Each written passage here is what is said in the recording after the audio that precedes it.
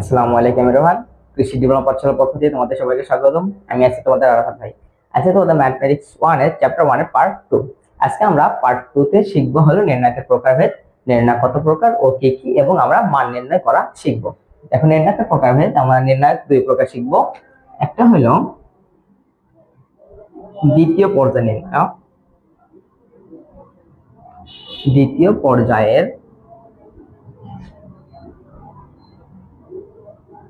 নির্ণায়ক।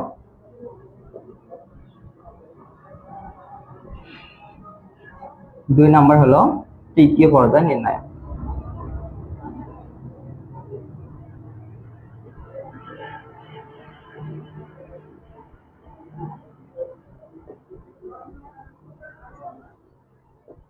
একটা লিখলাম দ্বিতীয় পর্যায় নির্ণায়ক, একটা হলো তৃতীয় পর্যায় নির্ণায়ক। আচ্ছা, এর আগের ক্লাসে আমরা শিখছিলাম সারি কোনটা এবং কলাম কোনটা এবং নির্ণায়ক কোনটা, ম্যাট্রিক্স কোনটা, তাই না? আচ্ছা, এখন আমরা যদি দ্বিতীয় পর্যায় নির্ণায়ক চিনতে চাই তাহলে কিভাবে চিনবো? মনে রাখবা, দ্বিতীয় পর্যায় নির্ণায়কে দুইটি সারি এবং দুইটি কলাম থাকবে, আর তৃতীয় পর্যায় নির্ণায়কে তিনটি সারি তিনটি কলাম থাকবে। যদি আমি লিখে দেই দুইটি সারি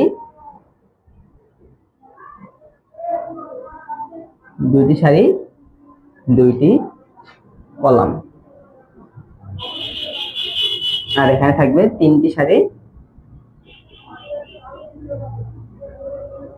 আর হলো তিনটি কলাম।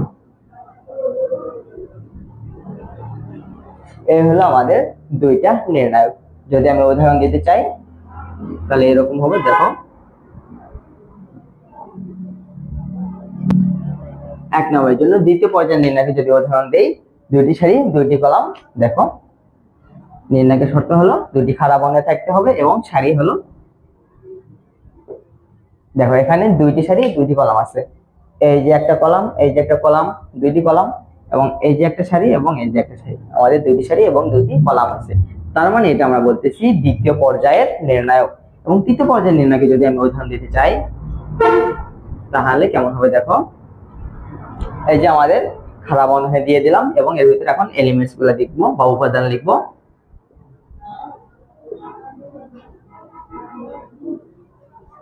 এই যে আমাদের হলো তৃতীয় পর্যায়ের নির্ণায়ক। দেখো, নির্ণায়কের শর্ত হলো দুইটি খাড়া বন্ধনী থাকতে হবে, এখানে একটা, এই যে একটা, আমাদের দুইটি খাড়া বন্ধনী হয়েছে, এবং বলছে সারি সংখ্যা কলাম সংখ্যা সমান হতে হবে। দেখো, এখানে একটা কলাম, দুইটা কলাম, তিনটা কলাম, কলাম আছে তিনটা এবং সারি আছে। দেখো, এই যে একটা সারি, যে একটা সারি, এই যে একটা সারি, এবং এই যে দেখো তিনটি কলাম আর হলো তিনটি সারি। তার মানে এটা আমরা তৃতীয় পর্যায়ে নির্ণায়ক বলতে পারি। তাহলে আমাদের নির্ণায়ক এই দুই প্রকার, এর বাইরে আমাদের কোনো নির্ণায়ক হয় না। যদি তোমরা বলো ভাইয়া এটা কি হবে 1 2,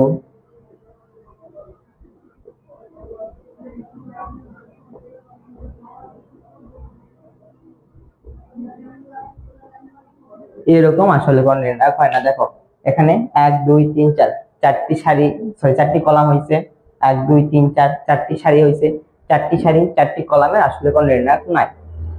নির্ণায়ক হবে দুইটি সারি দুইটি কলাম অথবা তিনটি সারি তিনটি কলাম, এর বাইরে কোনো নির্ণায়ক হবে না। সবাই কি বুঝতে পারছো? তাহলে নির্ণায়ক হলো এই দুইটা। এখন আমরা শিখবো এই যে দ্বিতীয় পর্যায়ের নির্ণায়কের মান নির্ণয় কিভাবে মান নির্ণয় করতে হয়। সম্পূর্ণ বেসিক ভাবে আমি শিখাবো, ক্লাসটা সবাই সুন্দরভাবে করো। এখন আমরা শিখবো কি মান নির্ণয়।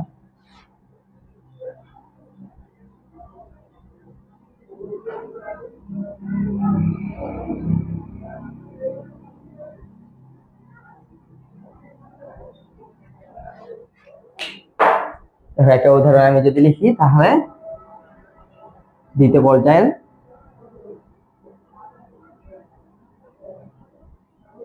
এই যে একটা নির্ণয় লিখছি আমি দ্বিতীয় পর্যায়ে নির্ণয়, এটা এখন আমরা কি করব, মান নির্ণয় শিখবো।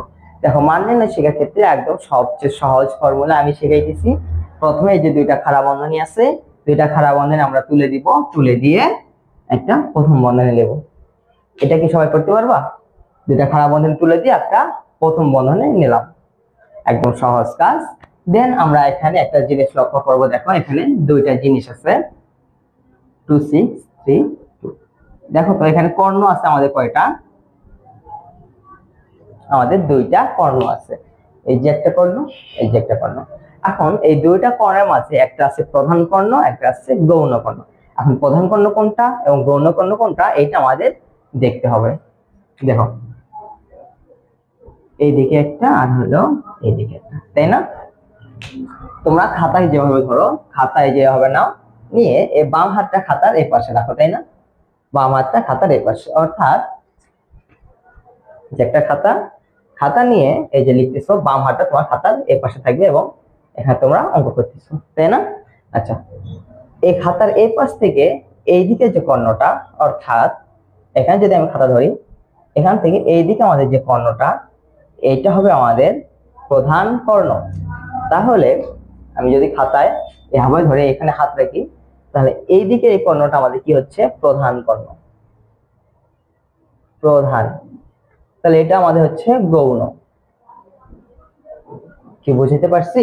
দেখো খাতা পুরোটা, পুরো একটা বোর্ড মনে করে একটা খাতা, খাতার এই যে এই জায়গায় আমি হাত রাখলাম বাম হাত, তাহলে এই কর্ণ থেকে ওই কর্ণ বরাবর আমাদের যে কর্ণটা, এটা হলো আমাদের প্রধান কর্ণ। এই বোর্ডটা যদি আমরা এখানে লক্ষ্য করি, তাহলে এই জায়গা থেকে এটা হলো আমাদের প্রধান কর্ণ আর এটা হলো আমাদের গৌণ কর্ণ। এখন আমাদের দুইটা কর্ণের মধ্যে একটা কর্ণ কাজ আগে এবং একটা কর্ণের কাজ পরে করতে হবে। এখন কোনটার কাজ আগে করবো, কোনটা কাজ পরে করবো, তাই না? তোমরা জানো অলওয়েজ বা সব সময় প্রধান যে তার কাজই আগে করতে হয়।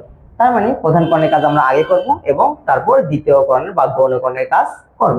আচ্ছা, প্রধান কর্ণের কাজ বলতে প্রধান কর্ণের যে দুইটা এলিমেন্টস বা যে দুটো উপাদান আছে, সেই দুটো উপাদান আমাদের গুণ করতে হবে। দেখো প্রধান কর্ণ যেহেতু এইটা, 2 আর 2 গুণ করলে হয় 4। এখন গৌণ কর্ণের কাজ করব। গৌণ কর্ণে কি কি আছে? এখানে 3 আছে, এখানে 6 আছে।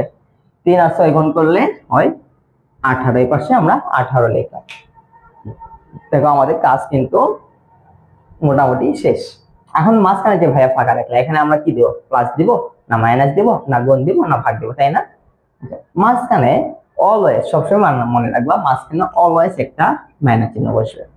এটা হলো সূত্রের মাইনাস। হ্যাঁ, মাঝখানে কি অলওয়েজ একটা কি চিহ্ন? মাইনাস চিহ্ন বসবে। এখন তোমরা যোগ বিয়োগ করো, প্লাসে মাইনাসে মাইনাস কত হবে? 14। এখন দেখো বড় সংখ্যার আগে কি চিহ্ন আর ছোট সংখ্যার আগে কি চিহ্ন আছে। দেখো সবচেয়ে বড় হলো 18 আর ছোট হলো 4। 18 আগে আছে মাইনাস, ফলাফলে আমাদের মাইনাস বসবে। ওকে, এটা হলো প্লাস মাইনাসের জন্য। যোগ বিয়োগের ক্ষেত্রে সবচেয়ে বড় সংখ্যা আগে যেটা চিহ্ন থাকে, ফলাফলে আমাদের সেই চিহ্ন বসে। তাহলে মাইনাস 14, এটা হলো আমাদের অ্যান্সার। এই মানের ক্ষেত্রে এটা হলো আমাদের অ্যান্সার। দেখো খুব সোজা, তাই না? আরেকটা আমি যদি দেখাতে চাই, তাহলে দেখো কিরকম।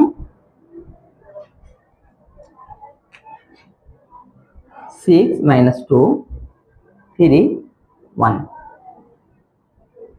দেখো প্রথমে হলো আমাদের বন্ধনী দিতে হবে, দেন তারপর আমরা কি করবো? কর্ণের কাজ করবো, তাই না? যেহেতু 6 আর 1 এই কর্ণটা আমাদের প্রধান কর্ণ, তার মানে এই কর্ণের কাজ আগে করতে হবে।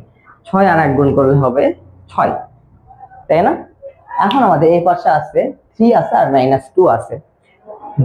গুণের ক্ষেত্রে চিহ্নেরও গুণ হবে এবং সংখ্যারও গুণ হবে। দেখো 3 এর আগে আছে প্লাস, 2 এর আগে আছে মাইনাস, তাহলে প্লাসে মাইনাসে আমাদের কি হইলো? এই যে মাইনাস হইলো। ওকে, দেখো 3 এর আগে আছে মাইনাস, 2 এর আগে সরি 3 এর আগে আছে প্লাস, 2 এর আগে আছে মাইনাস, তাহলে প্লাসে মাইনাসে মাইনাস। এখন সংখ্যার গুণ করব, 3 আর 2 গুণ করলে 6 -6। এখন ভাইয়া মাঝখানে যে অলওয়েজ একটা মাইনাস ছিল, এই মাইনাস হয়ে যাবে, তাই না? আচ্ছা, -6 একে ব্র্যাকেটের মধ্যে রাখে এই যে অলওয়েজ এর মাইনাসটা দিয়ে দাও। ক্লিয়ার? প্রধান যে কোণ 6 আর 1 এটা গুণ করে লিখছি, দেন এই কোণে গুণ করে এখানে লিখছি। মাঝখানে অলওয়েজ একটা মাইনাস ছিলই, এই কিন্তু থাকবে, এই মাইনাসটা কিন্তু থাকবেই। এই -6টা আমরা পাইছি গুণ করার পর, এবং সূত্রের যে মাইনাস এটা আমার অলওয়েজ থাকবে ভিতরে। তাহলে এখন আমাদের কি হবে? 6 মাইনাসে মাইনাসে কি হলো? +6 সমান 12। এইটা হলো আমাদের নির্ণায়কের মান নির্ণয়, দ্বিতীয় পর্যায়ে নির্ণায়কের মান নির্ণয়। খুবই ইজি, খুবই সোজা। তোমরা এরকম আরো বিভিন্ন ভাবে উদাহরণ তৈরি করে সলভ করবা। যে কোনো জায়গায় যদি সমস্যা হয় তাহলে আমাদের গ্রুপে নক দিবা বা কমেন্ট করবা, আমরা সেগুলো সমাধান করে দেওয়ার চেষ্টা করবো। তাহলে আমরা নেক্সট ক্লাসে শিখবো তৃতীয় পর্যায়ে নির্ণায়কের মান নির্ণয় কিভাবে করতে হয়। তোমরা ততদিন পর্যন্ত সুস্থ থাকো, ভালো থাকো, আল্লাহ হাফিজ।